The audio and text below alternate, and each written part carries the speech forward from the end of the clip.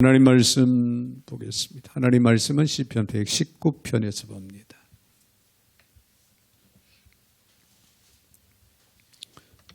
시편 119편 97절부터 104절까지 보겠습니다. 제가 받들어 봉독에 올립니다.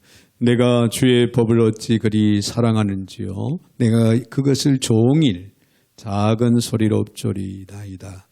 주의 계명들이 항상 나와 함께하므로 그것들이 나를 원수보다 지혜롭게 하나이다.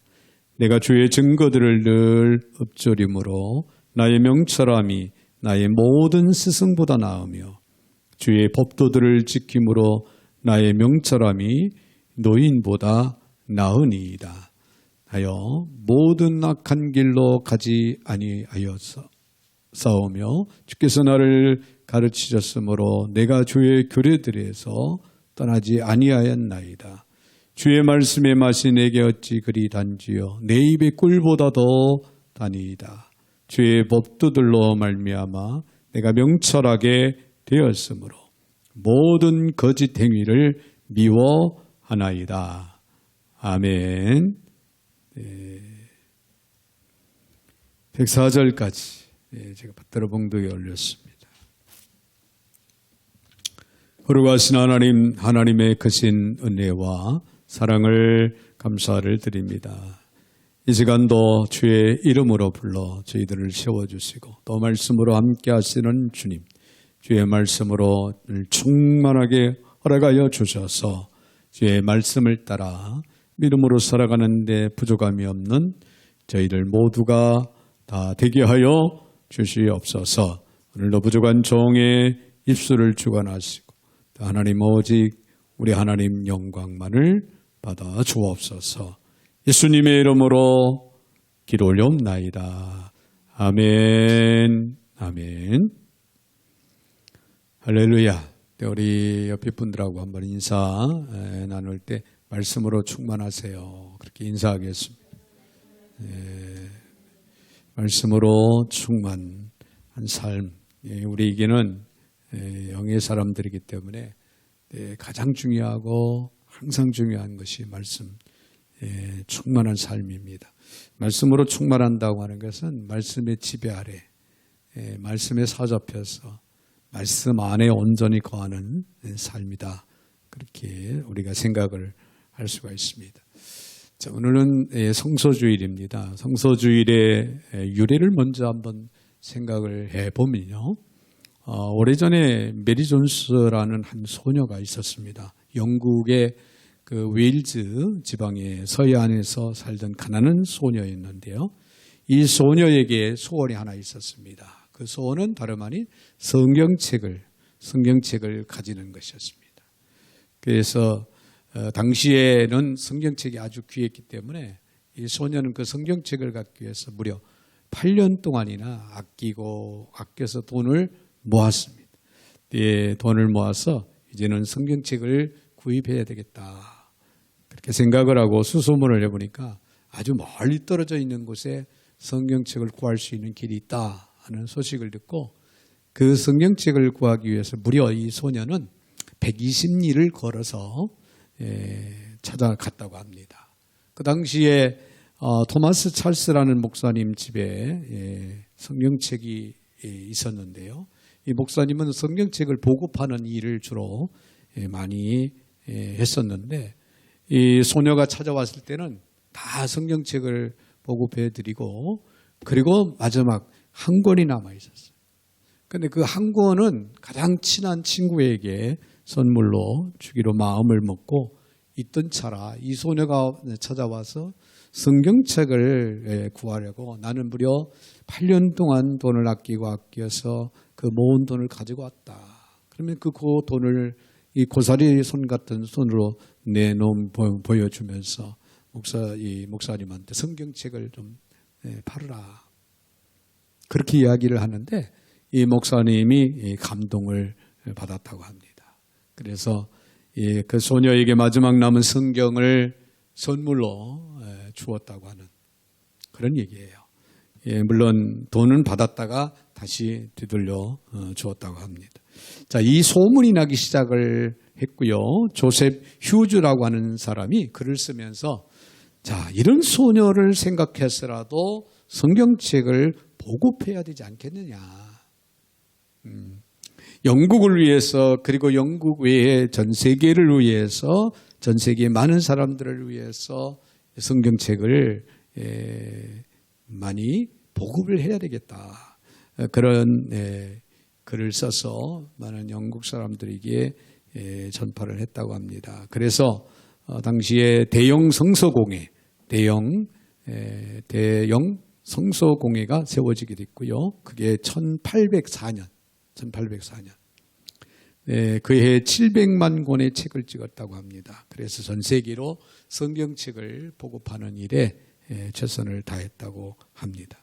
1817년에는 미국에서 미국 성서공회가 세워졌고 한 해에 무려 450만 권씩 책을 찍어내게 되어서 전 세계에 또 성경을 보급하기 시작했다고 합니다. 우리나라에는 1899년에 대형 영국의 성서공회 조선지부 총무가 되는 켄 뮤어라는 분이 성서주의를 이제 만들게 됐다고 합니다.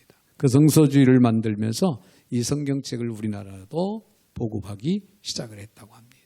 이제 오늘까지 그래서 이르렀는데 약 130년이라는 세월이 흘렀죠. 그동안에 수많은 사람들에게 하나님의 말씀인 성경을 보급을 했고 또 많은 사람들에게 성경이 읽혀졌고 오늘 저와 여러분에게도 성경이 주어지고 있다고 하는 그런 유래를 우리가 생각을 할 수가 있습니다. 사랑하는 여러분, 오늘 성서주일 뿐만 아니라 우리가 매주일 하나님 말씀을 사랑하는 은혜가 없는 저와 여러분에게는 있어지기를 주의 이름으로 축복을 합니다. 자, 오늘 본문의 말씀을 보면요. 오늘 본문의 시인은 자기에게 명철함을 주는 주의 법을 날마다 즐거워하며 그것을 종일 읊조린다. 즉 묵상한다라고 그렇게 찬양하고 있는 그런 말씀을 우리가 본문에서 보게 됩니다.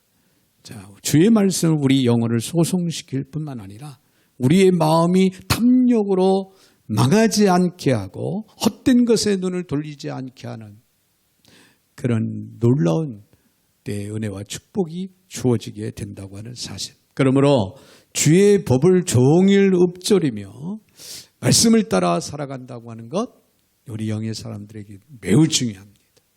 할렐루야. 네, 여러분 그런 얘기했어요. 프로축구와 동네 축구 여러분 무엇이 다를까요? 네, 프로축구와 동네 축구. 프로축구는요 기술과 전술이 있다는 거예요. 기술과 전술이 있는데 동네 축구는 기술과 전술이 없어요. 프로축구는 공 한 번을 차도 기술과 전술적으로 찹니다. 네, 조직력을 가지고요. 그런데 동네 축구는 기술도 전술도 없이 공을 따라서 우르르 몰려다니면서 찬다는 거예요. 열심히 뛰는 것은 동네 축구가 더 열심히 뛰는데 결과는 없다는 거죠. 네, 결과는 그리 좋지 않다. 네, 그러나 열심히 기술과 전술을 동원해서 축구를 하는 이 프로축구는 결과가 너무나도 좋은 결과가 이루어지죠. 그러니까 그런데요, 하나님의 말씀을 생각해 보면 하나님의 말씀도 인생의 기술이고 전술이다. 그렇게 이해를 할 수가 있습니다. 여러분, 하나님의 말씀을 따라 살 때 우리는 프로 인생을 살 수 있다는 거예요. 프로 인생. 하나님의 능력으로 역사하는 인생이 이제 되게 되는 축복이 따르게 될 줄로 믿습니다. 그러므로 하나님의 말씀을 따라서 열심히 최선을 다해서 프로 인생, 프로 신앙 그런 복된 성도가 되어지기를 다시 한번 주의 이름으로 축원을 드립니다. 자, 그러면은 하나님의 말씀을 따라 살기 위해서는 우리가 어떻게 해야 할까? 네, 오늘 본문의 말씀을 통해서 하나님의 말씀을 따라 사는 삶을 우리 같이 은혜를 나누기를 원합니다. 먼저 우리가 생각할 수 있는 것은요, 말씀을 종일 묵상해야 된다는 거예요. 97절에 있는 말씀을 보면 내가 주의 법을 어찌 그리 사랑하는지요. 내가 그것을 종일 작은 소리로 읊조리나이다. 네, 개역 성경에는 읊조리나이다. 예전 성경에는 묵상하나이다. 그렇게 기록이 됩니다. 같은 맥락에서 이해를 할 수가 있는데요. 이것은 무슨 뜻이냐면은 무엇을 하든지 마음과 뇌리에서 단 한순간도 말씀에서 벗어나는 어떤 것을 찾아볼 수 없는 정도로 철저하게 말씀 충만, 말씀 중심으로 한 그런 삶을 의미하고 있다라고 그렇게 우리는 이해를 할 수가 있습니다. 98절에서 100절까지 있는 말씀을 보면요. 여기서 보면은 시인은 하나님의 법을 사랑하고 그것을 종일 묵상함으로 그 지혜가, 그 말씀을 통해서 얻어지는 그 지혜가 원수보다, 모든 스승보다, 노인보다 승하다. 그렇게 고백하고 있습니다. 네, 그렇게 고백하고 있어요. 자, 즉 묵상하면 할수록, 사랑하면 할수록 그 안에서 예상치 못했던 심오한 그런 진리, 놀라운 은혜의 생수가 날마다 그의 마음을 적시게 되고 새로운 깨달음을 주게 된다고 하는 그런 말씀입니다. 여러분, 이것이 바로 하나님의 말씀이 지닌 진정한 가치라고 하는 사실을 기억을 하시기를 바랍니다. 앞서서 96절에 보면은 내가 보니 모든 완전한 것이 다 끝이 있어도 주의 계명들은 심히 넓으니이다. 자, 모든 것은 끝이 있는데 주의 말씀은 심히 넓다. 끝이 없다. 시인은 심히 넓고 끝이 없는 지혜를 말씀으로부터 길어내고자 날마다 말씀에 그의 마음을 집중하고 그런 읊조린다. 그런 얘기예요. 여러분, 놀라운 것은요, 하나님의 말씀, 이 성경을 통해서 하나님의 말씀은 계속 길러내도, 즉 물을 우물에서 길러내도 계속해서 마르지 않고 깊고 넓은 지혜의 샘으로 우리에게 놀라운 생수를 우리에게 맛보게 한다는 거예요. 이 지혜는 우리로 원수보다도, 우리를 가르치는 스승보다도, 인생의 길을, 인생의 깊은 그런 연륜을 지는 노인보다도 더 지혜롭다, 더 능력 있다, 더 승하다라고 시인은 고백하고 있습니다. 여러분, 심리학에서요, 대체의 법칙이라는 그런 이야기가 있는데요. 반대의 감정을 가질 수 없다는 그런 얘기예요. 이게 무슨 얘기냐면은, 사람의 머리에는 오직 의자가 하나가 있다는 거예요. 의자가 하나가 있다. 그래서 그 의자에 무엇을 갖다 앉히느냐에 따라서 그 사람의 머리는 항상 그걸로 인해서 사로잡히고 지배를 받고 또 그것으로 인해서 살아간다는 거죠. 예를 든다면은 절망이 먼저 내 머리에 앉아버리면은 희망이 앉을 수가 없다는 거예요. 들어올 수가 없다. 의자는 하나니까. 그런데 반대로 희망이 내 머리 뇌에 앉아 있으면은 절망이 들어오질 못한다는 거예요. 여러분, 이해가 되십니까? 결코 희망과 절망을 함께 할 수 없다. 그런 얘기죠. 이게 대체의 법칙인데, 그러므로 희망을 갖게 하는 말씀. 우리는 말씀을 늘 묵상하고 읊조림으로 우리의 머리에는 말씀이 자리를 잡도록 하는 지혜가 우리에게는 있어야 되겠다. 할렐루야. 그래서 시인처럼, 오늘 본문의 시인처럼 매일 종일 하나님의 말씀을 묵상하나이다. 묵상하나이다. 네, 하버드 외대 의대 교수인 허버트 맨슨 박사는요, 성경을 한 문장 또는 한 문단씩 묵상했던 그리스도인 그런 환자들에게 분명한 심리적으로, 신체적으로 반응이 일어나는 것을 연구 발견을 했다고 합니다.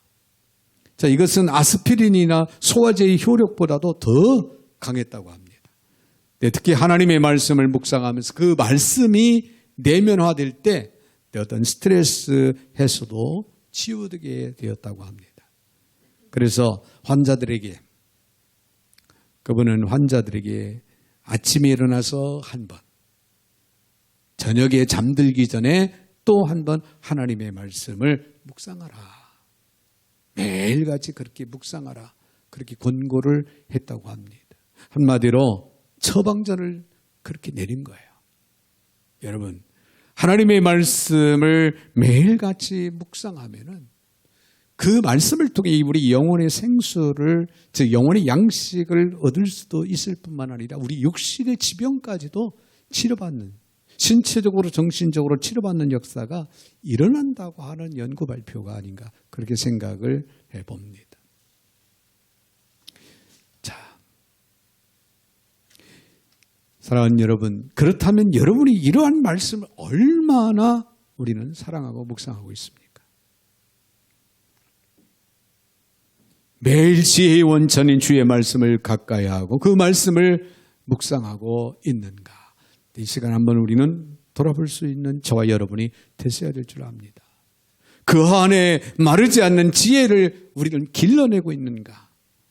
네, 깊이 생각을 하고 마음의 결단을 할 수 있는 저와 여러분이 되셔야 될 줄로 믿습니다. 아무쪼록 하나님이 여러분에게 주신 이 말씀을 결코 우리는 소홀히 해서는 안 된다는 거예요.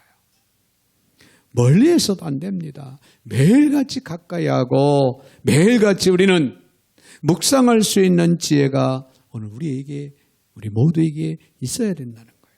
그래야만 영생하도록 새롭게 솟아나는 은혜의 생수가 또 하늘의 깊은 지혜와 지식이 그 말씀 안에 담겨져 있다는 확신을 반드시 얻게 되게 될 것이고 또 그 말씀을 통하여 여러분은 날마다 영적인 기쁨과 감격 속에서 살아가는 축복이 있게 될 줄로 믿습니다.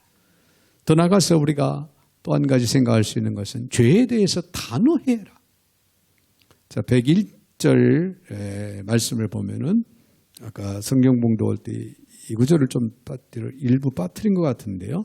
내가 주의 말씀을 지키려고 발을 금하여 모든 악한 길로 가지 아니하였사오며 주께서 나를 가르치셨으므로 내가 주의 규례들에서 떠나지 아니하였나이다.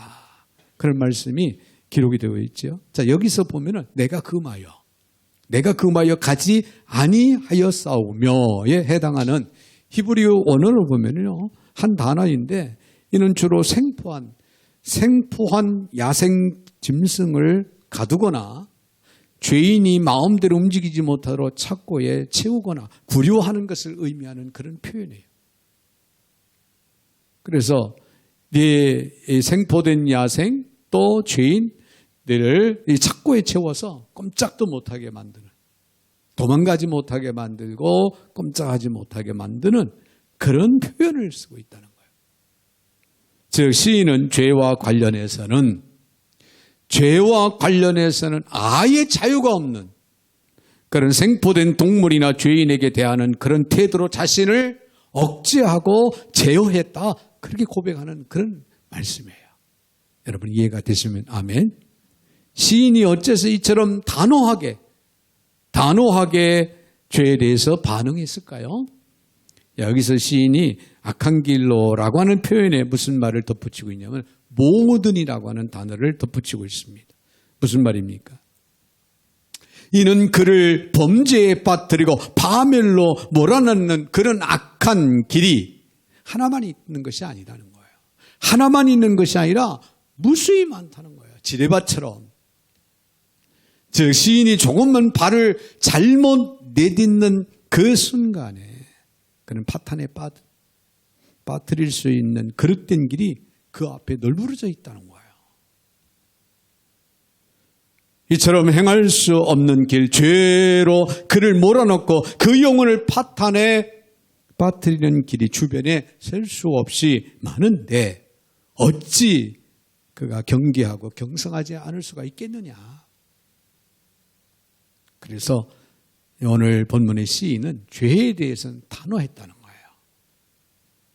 용납하지 않고, 죄에 대해서는 타협하지 않고, 죄에 대해서는 접근도 하지 않고 완전히 배제시키고 대적하고 물리치는, 그래서 그의 발걸음 한 걸음 한 걸음 내딛는 것조차 경계를 더하는 그런 삶을 오늘 시인은 살았노라고 고백하고 있습니다. 자, 이러한 시인의 자세는 오늘 우리에게 너무나 절실한 교훈을 주고 있습니다. 여러분, 우리가 살아가는 현실, 삶의 현실을 한번 생각을 해보세요. 우리로 범죄케 하고 하나님의 계명을 배반하게 만들고 하나님을 멀리하게 하는 죄악된 그런 요소들이 우리 생활 현장에, 생활 주변에는 산적해 있다는 거예요. 여러분, 이것을 외면하면 안 돼요. 이걸 반드시 기억을 하고 우리는 분별해 나가야 됩니다. 할렐루야. 나와는 전혀 무관한 것처럼 아니란 그런 생각을 가지고 살아간다면 나도 모르게 어느 날 죄의 덫에 그만 걸려있는 나의 모습을 발견할 수밖에 없게 되는 거예요. 방심하면은 우리의 심령은 범죄로 오염되고 우리의 삶은 방탕함에 빠지게 되는, 우리는 그 유혹에, 죄의 유혹에, 세상 유혹에, 올무에 그냥 걸려서 꼼짝도 못하는 그런 결과가 이루어질 수 있다는 거예요. 그러므로 우리를 축복과 생명 가운데 인도하는 그 말씀으로부터 멀어지지 않기 위해서 죄된 생활 속에 우리가 마음을 뺏기고 그 올무에 우리가 걸리지 않기 위해서 날마다 죄의 말씀을 따라 살아가야 되는데, 그러기 위해서는 여러분 단호하게 죄에 대해서 단호하게 대적하고 물리치고 우리는 멀리할 수 있는 저와 여러분이 되셔야 된다는 그런 얘기예요. 여러분, 죄의 특성은 참 특이해요.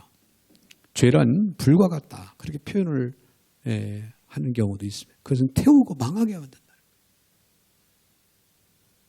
죄란 녹과 같다, 그것은 부패시킨다는 거예요. 녹이 쓸면은 점점 쇳덩어리도 부패해 갑니다. 그렇죠? 죄는 마취제와 같다, 그것은 무감각한다는 거예요. 한번 죄를 범한 거예요. 죄의식이 없어지는 거예요. 그래서 또 죄를 짓고 또 죄를 짓고 그러는 거예요. 죄란 독과 같다, 그것을 죽게 만든다는 거죠. 결국 파멸로 이끌어갑니다. 죄란 검은 구름과 같다. 지금은 괜찮아 보이는데 좀 침침하고 그런 것뿐인, 저런 거 보이지만은 그 비를 쏟아냅니다. 소락비를 쏟아내요. 죄란 함정과 한 번 밟으면 떨어져 버립니다. 헤어나올 길이 없어요. 죄란 마약과 같다. 습관이 되면은 끊기 어려운 게 죄다는 거죠. 죄의 특성은 이렇습니다.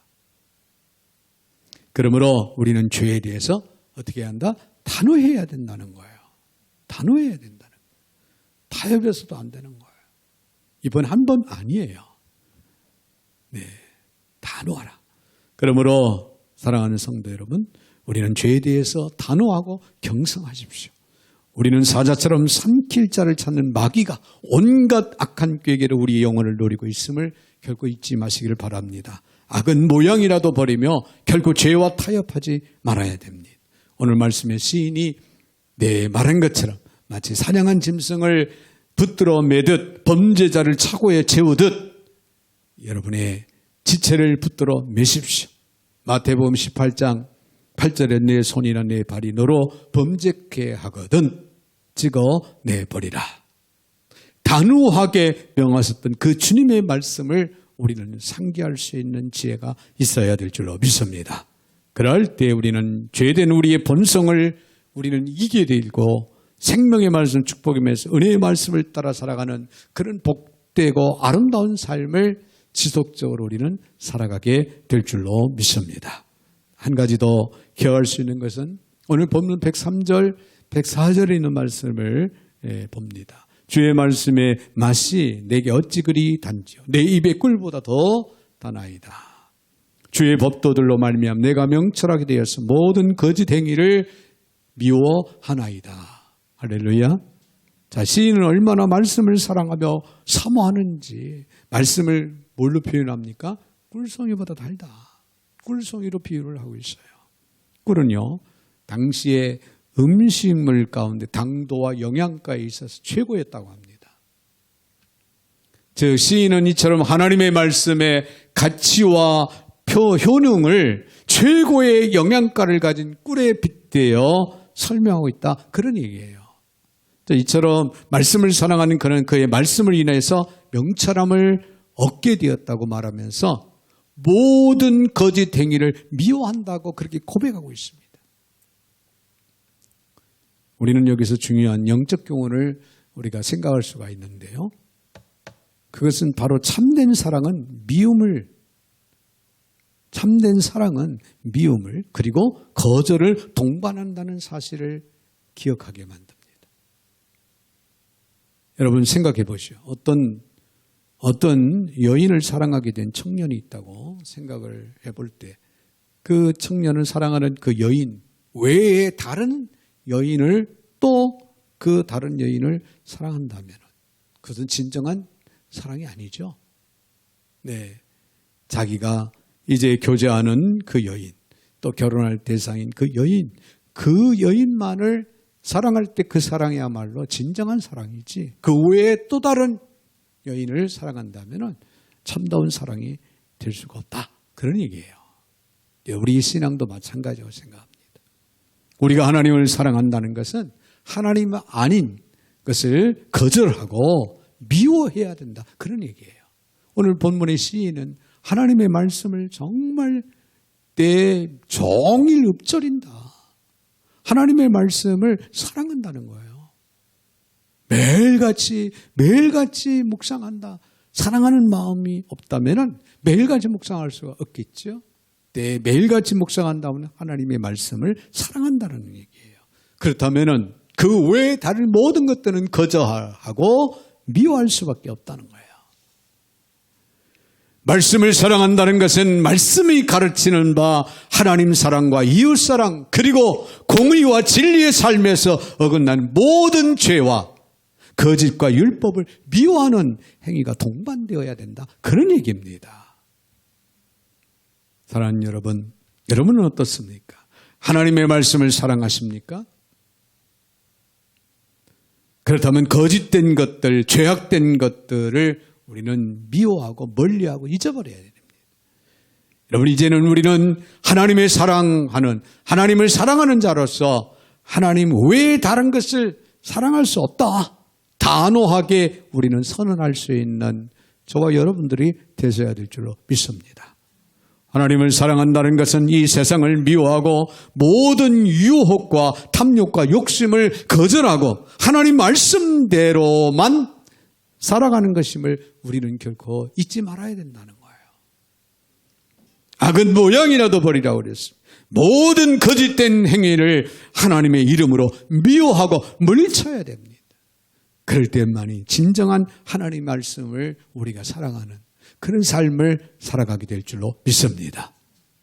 존 오너메이커라고 하는 사람이 실업가로 세계 최대의 백화점을 운영했고 후에는 미국의 최신부 장관까지 역임한 그런 인물입니다. 그런 성경을 사랑하고 하나님의 말씀을 통해서 성공한 그런 사람으로 알려지고 있습니다. 벽돌공의 아들이었던 워너메이커의 최종 학력은 초등학교 2학년이라고 합니다. 교육도 제대로 받지 못하는 아주 가난한 그 아이가 당시에 백화점의 창시자가 되는 거예요.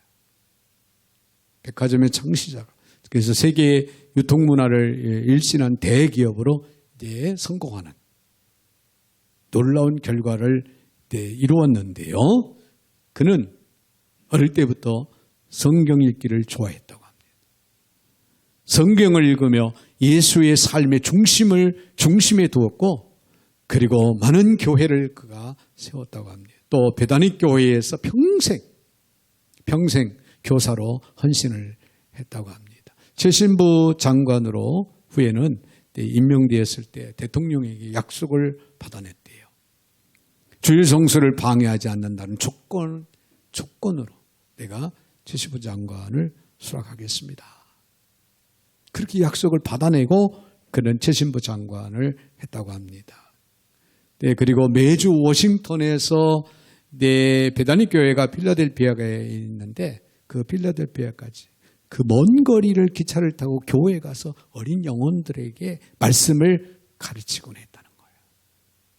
그는 본업은 교회, 학교 교사이고 장관은 부업이다.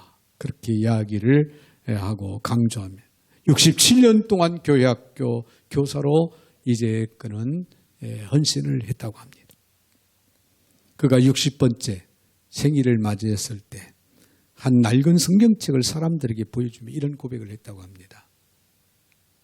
저는 투자하는 것마다 많은 이윤을 남겼습니다. 그러나 저의 투자 중 가장 성공한 투자는 12살 때 $2 50센트를 두고 산 이 빨간 가죽 성경입니다. 그 이유는 이 성경책이 현재의 나를 만들었기 때문입니다. 그렇게 고백을 했다고 합니다. 그는 성경을 사랑했고 성경 말씀대로 실천하며 살았던 사람입니다. 여러분, 하나님께서 그에게 신명기의 약속의 복을 부어주신 줄로 믿습니다. 사랑하는 여러분, 오늘 성서주의를 보내면서 우리는 성경을 사랑하고 날마다 묵상하며 실천하는 그런 오늘 저와 여러분이 되시기를 주의 이름으로 축원을 드립니다. 그래서 하나님의 기억된 바, 하나님의 축복을 힘입고 날마다 자랑스럽게 행복한 삶을 하나님 앞에서 살아갈 수 있는 저와 여러분들이 되시기를 다시 한번 주의 이름으로 축원을 드립니다. 그리고 하신 하나님 감사합니다. 오늘 성서주의를 저희들이 맞이하면서 오늘도 주시는 귀한 말씀을 저희들 마음 깊이 새기게 하여 주셔서 오늘 본 말씀의 시인처럼 종일 하나님의 말씀을 읊조릴 수 있는, 즉 묵상하며 살아갈 수 있는 저희들 모두가 되게 하여 주셔서 말씀 중심의, 말씀을 실천하는 삶의 중심의 삶이 되게 하여 주시사 하나님께 영광을 올려드리고 하나님의 놀라운 축복을 받고 승리의 삶을 이룰 수 있는 믿음의 권속들이 다 되게 하여 주시옵소서. 예수님의 이름으로 축복하며 기도하옵나이다. 아멘.